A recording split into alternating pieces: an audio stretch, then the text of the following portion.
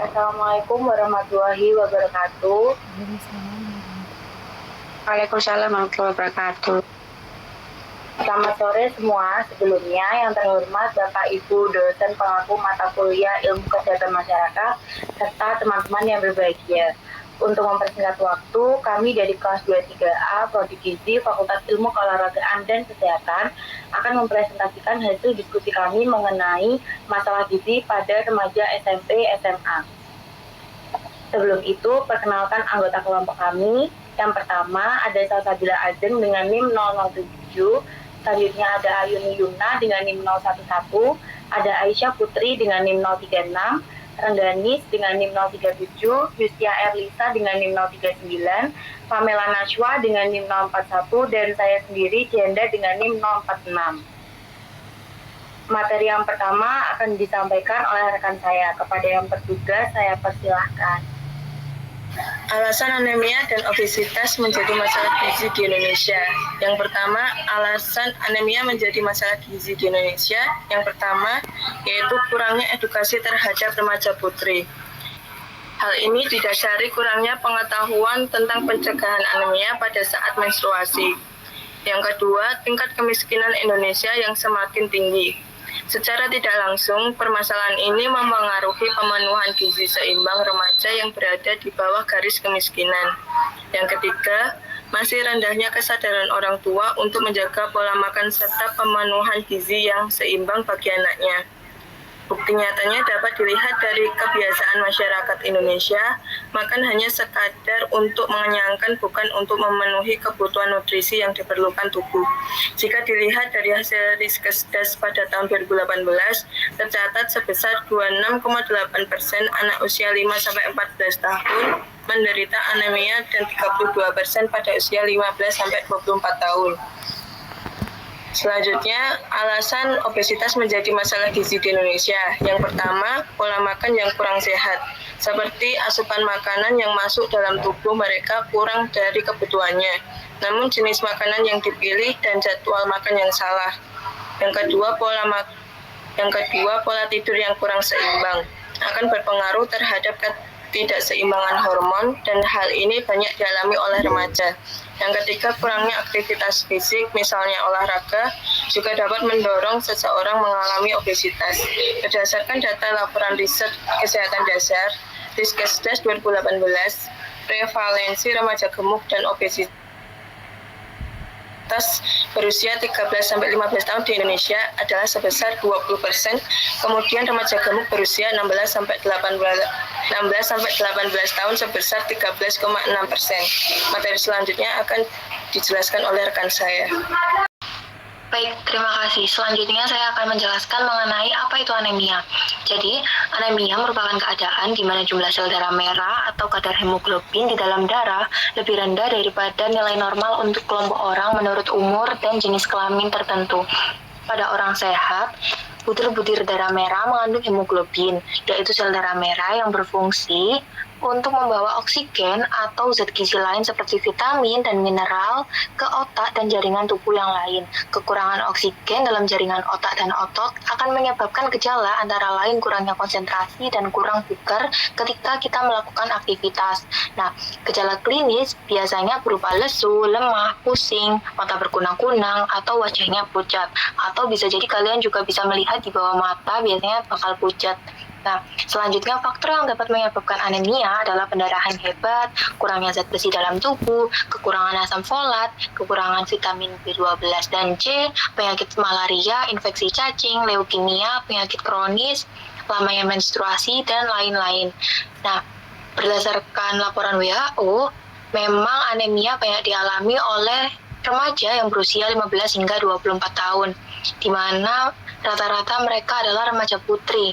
Mereka lebih beresiko menderita anemia daripada remaja putra setiap bulannya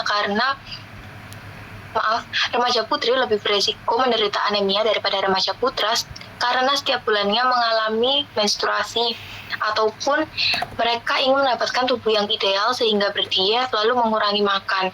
Nah, pola menstruasi yang tidak normal dapat menyebabkan anemia karena terjadi pengeluaran darah yang berlebih sehingga hemoglobin dalam darah juga ikut terbuang.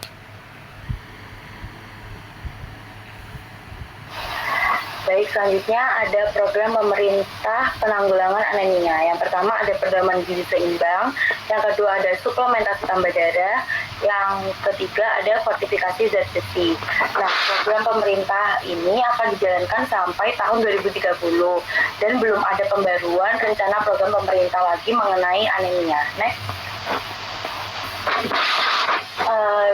Kondisi gizi seimbang terdiri dari 4 pilar, yaitu yang pertama mengkonsumsi aneka ragam pangan, yang kedua membiasakan perilaku hidup bersih, yang ketiga melakukan aktivitas fisik, yang keempat memantau berat badan secara terukur untuk mempertahankan berat badan normal. Pedoman gizi seimbang pada remaja putri mengacu pada PGS yang dikeluarkan oleh Kementerian Kesehatan. Yang kedua ada suplementasi tablet tambah darah.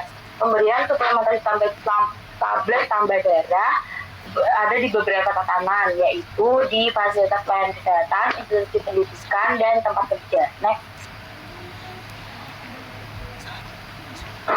Selanjutnya, fortifikasi zat besi. Upaya mengatasi kekurangan zat gizi mikro, khususnya zat besi dan asam folat. Selanjutnya akan dilanjutkan oleh rekan saya. Baik, SDM yang berperan dan perannya pada anemia yaitu 1. Guru. Peran guru adalah melakukan bimbingan dan pengamatan kesehatan dengan jalan mengadakan pemeriksaan kebersihan kuku, periksa kebersihan kulit, rambut, telinga, gigi, dan segalanya terkait kebersihan bagi para siswa. Selain itu, guru juga bisa melakukan penyuluhan kesehatan lewat mata pelajaran yang diajar oleh beliau. Yang kedua yaitu orang tua siswa. Orang tua siswa bisa berperan sebagai mengawasi pola hidup siswa saat di rumah dan memberi makanan buah dan sayur serta tidak memberi makanan siswa dengan makanan fast food dengan porsi banyak atau yang dapat menyebabkan anemia. Yang ketiga yaitu UKS. UKS berperan sebagai pemantauan kesehatan anak melalui pemeriksaan kesehatan yang bekerja sama dengan puskesmas setempat dan melakukan penyuluhan serta edukasi kesehatan pada siswa dan pemberian tablet tambah darah. Selanjutnya yaitu pengelola kantin sekolah. Pengelola kantin sekolah berperan sebagai penyedia makanan atau jajanan yang banyak mengandung zat gizi pembentuk HB. Dan terakhir adalah petugas kesehatan. Peran dari petugas kesehatan adalah melakukan penyuluhan ke sekolah tentang anemia dan bahayanya anemia pada remaja putri serta pencegahannya. Selanjutnya akan dibacakan oleh teman saya. Untuk yang selanjutnya yaitu obesitas. Obesitas itu apa sih? Obesitas adalah kondisi tubuh di mana terjadi penumpukan lemak yang berlebihan akibat ketidakseimbangan asupan energi atau energi intake dengan energi yang digunakan atau energi ekspenditur. Dalam menggambarkan seseorang yang memiliki berat badan yang berlebih, kegemukan, dan mengandung banyak lemak pada tubuhnya. Obesitas ini adalah masalah kesehatan yang banyak ditemui di masyarakat Indonesia. Data Riskesdas tahun 2016 menunjukkan bahwa angka obesitas orang dewasa di Indonesia sebesar 20,7%. Angka prevalensi tersebut terlihat meningkat pada tahun 2013 yang hanya sebesar 15,4%.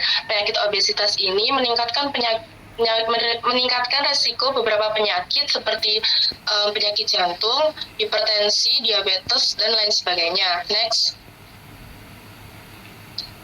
Nah, untuk penyebab obesitas, yaitu obesitas ini terjadi karena kadar kalori yang masuk lebih banyak dari yang dibutuhkan tubuh.